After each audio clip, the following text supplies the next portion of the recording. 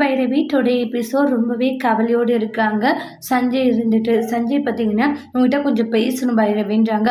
சொல்லு சஞ்சய், என்ன விஷயம்ன்றாங்க. அந்த ஆறுமுகம் கொஞ்சம் இதில் கூட உனக்கு செட்டே ஆக மாட்டான். ஆனால் அப்படி இருக்கும்போது எப்படி நீ அவனை ஏற்றுக்கிட்ட அப்படின்றாங்க. இங்கே பாரு, அவனை பற்ற வரைக்கும் நான் விசாரித்தேன், அவன் நல்லவனே இல்லை அப்படின்ற மாதிரி தான் எல்லாரும் சொல்லிட்டு இருக்காங்க. ஆனால் நீ மட்டும் எப்படி அவனை இந்த மாதிரி ஏற்றுக்கிட்ட அப்படின்றாங்க. அப்போ அதுக்கு என்ன சொல்லிட்டு இருக்காங்கன்னா, இங்கே பாரு, ஊர் உலகத்தில் இருக்கவங்க எல்லாருமே சரியில்லைன்னு சொன்னாங்க. ஆனால் அதுக்கப்புறம் வேற என்ன சொன்னாங்க, வேற எதுவும் சொல்லலை இல்லைன்றாங்க.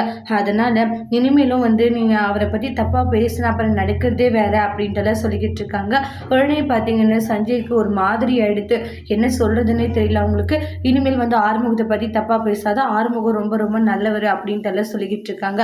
அதை கேட்ட பிறகு சஞ்சயால் பதில் பேசவே முடியல. அப்புறமா சரி பைரவி நான் கிளம்புறேன்னு சொல்லிட்டு போயிடுவாங்க. ஆறுமுகம் இந்த விஷயத்தை கேட்டு ரொம்ப ரொம்ப சந்தோஷப்பட்டுக்கிட்டு இருக்காங்க. மனசுக்கு இப்போதான் நிறைவா இருக்கு அப்படின்றாங்க. பைரவி நம்ம மேல எந்த அளவுக்கு அன்பும் பாசமும் வச்சிருக்கா, அதை நினைச்சாலே அந்த அளவுக்கு மனசுக்கு சந்தோஷமா இருக்கே அப்படின்ட்டு ரொம்பவே ஹாப்பியா இருந்துட்டு இருக்காங்க. அதுக்கப்புறமா பார்த்தீங்கன்னா பைரவி அப்படின்றாங்க, என்ன விஷயம், என்ன இங்க வந்திருக்கா அப்படின்றாங்க. அதுவா, நம்ம 2 பேரும் வெளியே போலாமா அப்படின்றாங்க. வெளியே வா, புரியலையே அப்படின்றாங்க. அதாவது வீட்டுக்கு போலாமான்னு கேட்டேன், மாமா தான் உன்னை கூட்டிட்டு வர சொல்றாங்க அப்படின்றாங்க. சரி சரி போலாம் அப்படின்றாங்க. அதுக்கப்புறமா கோவிலுக்கு வந்திருக்க சாமியோடைய அர்ச்சனை எதிரியான்றாங்க. திருநீர் கொடுப்பாங்க. ஆறுமுக திருநீரை வச்சுக்கிட்டதும் இல்லாமல் பைரவியுடைய நெத்தியில் வச்சுடுறாங்க. பைரவி கோபுறாங்க, எதுக்கு எனக்கு வச்சுன்றாங்க. புருஷன் பொண்டாட்டிக்கு வச்சு அதில் போய் என்ன தப்புன்றாங்க. இன்னும் யாருன்னா வைக்க சொன்னாங்களா, இப்போ வச்சதுல என்ன தப்பு பைரவி, எதுக்கு எடுத்தாலும் கோவப்பட்டா எப்படி சொல்லுன்றாங்க.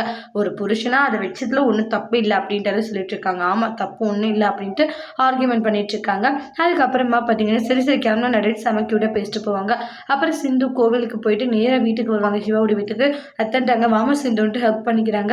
கோவிலுக்கு போயிட்டு வந்தா அதை அர்ச்சனை பண்ணிட்டு வந்தான்ட்டாங்க. அப்படியான்ட்டு எல்லாருக்கும் திருநீர் கொடுக்குறாங்க. மக கொடுப்பாங்க, மக வேண்டான்ட்டு போயிடுவாங்க. டாக்டர் எங்கே இருக்காரு, சிவா உள்ளதான் இருக்கா, போய் கொடுத்துட்டு வாங்க. சந்தோஷமா உள்ள போகிறாங்க. டாக்டர் டாக்டர் அப்படின்னு திரும்புறாங்க. பார்த்தா சிவா டாக்டர் பயந்துட்டு இருந்தாரு டாக்டரேன்றாங்க. பயந்துட்டு ஆமா, நீ பாட்டுக்கு பின்னாடி நின்றா பயப்படாத இருக்க முடியுமா என்னன்றாங்க.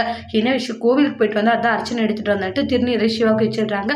ஆமா, செவரு ஏற்றி தான் வருவேன், இன்னைக்கு என்ன வாசல் படியே வந்துட்டேன், கோவிலுக்கு போயிட்டு வந்தேன், அப்பப்போ இப்படி வந்தாதான் தினையிலும் ஒளிவு மறைவும் வந்தால் யாருக்கும் சந்தேகம் வந்துடாதான் என்னன்றாங்க. சமாதா சித்து பிளான் அப்படின்றாங்க. உண்மையிலே உன்னை நினச்ச பெருமையாக இருக்குது. இல்லை டாக்டர், நான் தான் இப்படி உன்னை கிடைக்க கொடுத்து வச்சிருக்கணுன்றாங்க.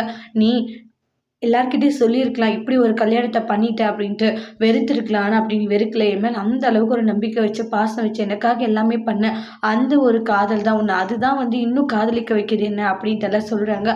அதனால என்னால் அதில் வெளியே வரவே முடியல டாக்டரே, எனக்கு அவ்வளோ சந்தோஷமாக இருக்க தெரியுமா அப்படின்றாங்க. இங்கே பாரு, அதெல்லாம் ஒன்றில் உண்மையாக டாக்டர்ன்ட்டு சந்தோஷமாக மனசில் இருக்க விஷயத்த பேசுவாங்க.